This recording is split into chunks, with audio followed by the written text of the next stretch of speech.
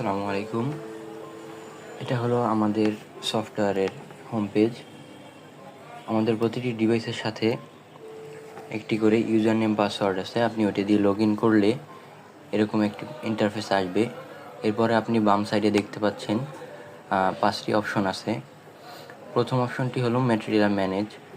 এই অপশনটি থেকে আপনি আপনার কন্টেন্ট তৈরির জন্য যে ভিডিও অথবা ইমেজগুলো দিয়ে তৈরি করতে চান ওইগুলো এখান থেকে অ্যাড করতে পারবেন। ম্যাটেরিয়াল ম্যানেজে গিয়ে অ্যাড অপশনে ক্লিক করে সিলেক্ট ফাইল অপশনে ক্লিক করলে আপনি এখান থেকে আপনার ইচ্ছামতো যেগুলো দিয়ে আপনি কন্টেন্ট তৈরি করতে চান ওগুলো এখান থেকে অ্যাড করতে পারবেন। এরপরে আমাদের অপশনটি হলো প্রোগ্রাম ম্যানেজ অপশন থেকে আপনি টেমপ্লেটগুলো তৈরি করবেন।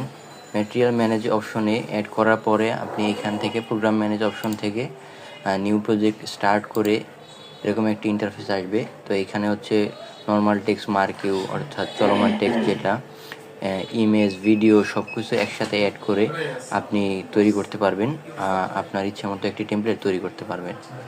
আচ্ছা, এরপরে আমাদের রয়েছে ডিস্ট্রিবিউশন প্ল্যান অপশন থেকে মূলত আমরা যে টেমপ্লেটটা তৈরি করেছি ওই টেমপ্লেটটা টিভিতে রান করব।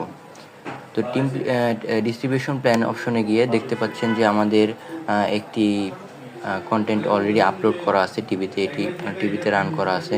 তো এটি ক্যান্সেল করে আমি আপনাকে দেখাবো কিভাবে এটা টিভিতে আপনি অতি সহজে রান করতে পারবেন। এটা ক্যান্সেল করে আমি এখান থেকে ডিলিট করলাম। ডিলিট করে এখান থেকে আমি আবার এটা অ্যাড করব। এই অ্যাড অপশনে ক্লিক করলাম। ক্লিক করে এখানে একটি নেম দিলাম, একটি নেম, এই প্ল্যান নেম দিতে হবে যে কোনো একটি, প্রোফাইল নেম দিতে হবে যে কোনো একটি। এরপরে প্রোগ্রাম সিলেক্ট করতে হবে এখান থেকে।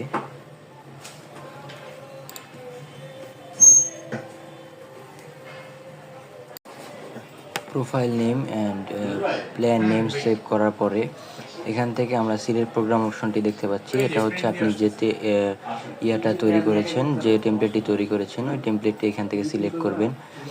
যেমন আমি এখান থেকে আমাদের তৈরিকৃত একটি টেমপ্লেট সিলেক্ট করব। এখান থেকে গ্রিন লাইফের আছে, আমি গ্রিন লাইফের এটা সিলেক্ট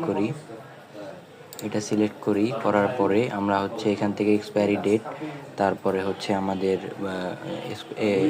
ইনডেট সিলেক্ট করতে পারবো এখান থেকেই। তো স্টার্ট ডেট এটা, এরপরে ইনডেট আপনি এখান থেকে সিলেক্ট করবেন।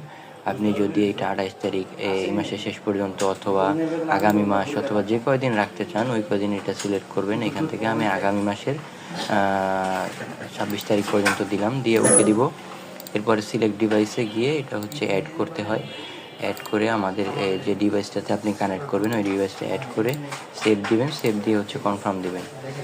কনফার্ম দেওয়ার পরে আপনি এটা সিলেক্ট করে আমরা এই যে দেখতে পাচ্ছেন যে এটা অলরেডি অ্যাড হয়ে গেছে। এখানে অ্যাড হওয়ার পরে এটা সিলেক্ট করে আমরা অডিট করে দেবো। আপনি এখান থেকে অডিট করতে পারবেন অথবা এখান থেকে অডিট করতে পারবেন।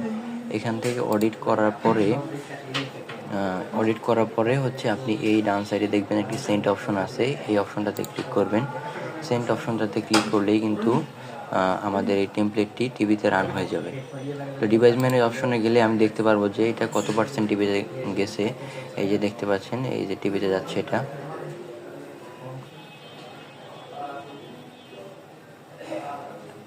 হ্যাঁ, এটা টিভিতে অলরেডি 100% চলে গেছে।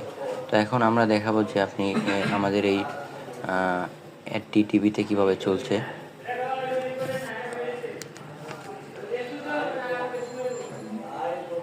টিভিতে আপলোড দেওয়ার পরে কিন্তু এটা এইভাবে চলছে। আমরা আমাদের ল্যাপটপ থেকেই এটা আপলোড দেওয়ার পরে আমাদের এই ডিভাইসটি টিভির সাথে কানেক্ট আছে। তো এটা এভাবে চলতে থাকবে। আপনি যখন আপলোড করবেন তখন শুধু এটা ইন্টারনেট কানেকশন থাকলে হবে, এরপরে ইন্টারনেট চলে গেলেও এটা চলতে থাকবে ননস্টপ। ধন্যবাদ।